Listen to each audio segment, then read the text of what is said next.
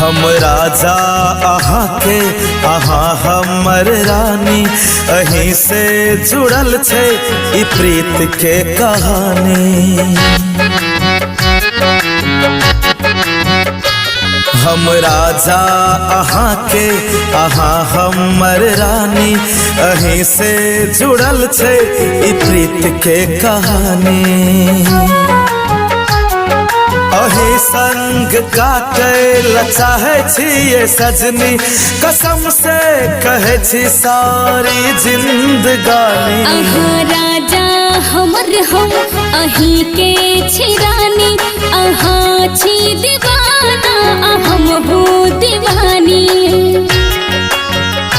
अहाँ राजा हमर हम अही के छी रानी, अहाँ छी दीवाना हम हूँ दीवानी।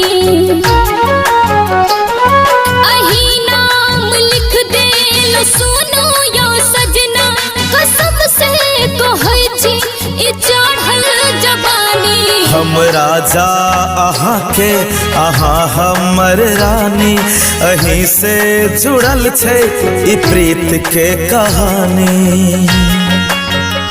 अहाँ राजा हमर हम अही के छी रानी, अहाँ छी दीवाना हम हूँ दीवानी।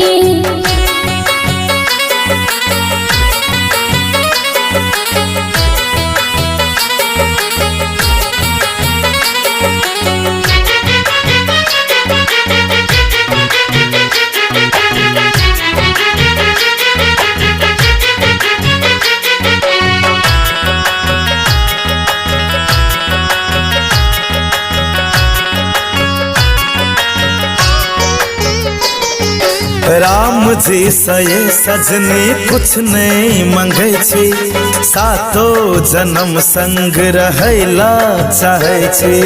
नस नस में भागेले प्यार के असरियो, आही के लग जाओ हमरो उमरियो।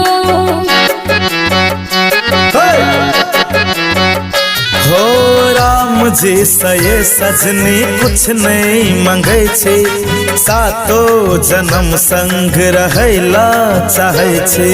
नस नस में भागेले प्यार के असरियो, आही के लग जाओ हमरो उमरियो।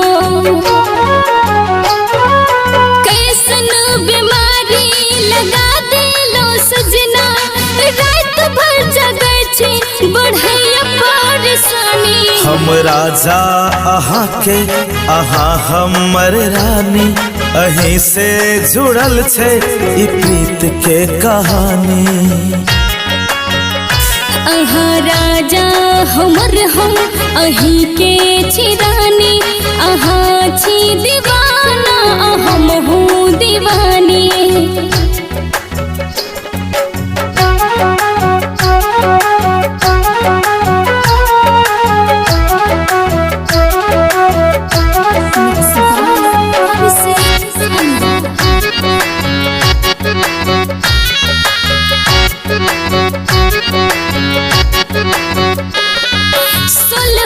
सिंगार हम आहिले करे छी, लाल बाल बिंदिया आ कजरा लगबै छी।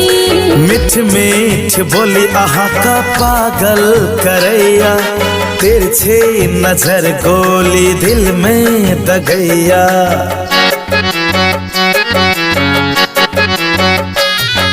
सोलहो सिंगार हम आहिले करे छी, लाल बाल बिंदिया आ कजरा लगबै छी।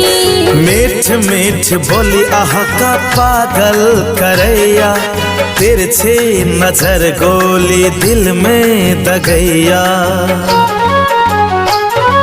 सन्नो न बल के कखनो नहीं बिसरब, धड़कन बना करा खबरा जानी। आहा राजा हमर हम अही के छिरानी, आहा छी दीवाना हम हूँ दीवानी। हम राजा आहा के आहा हमर रानी, अही से जुड़ल छे ई प्रीत के कहानी।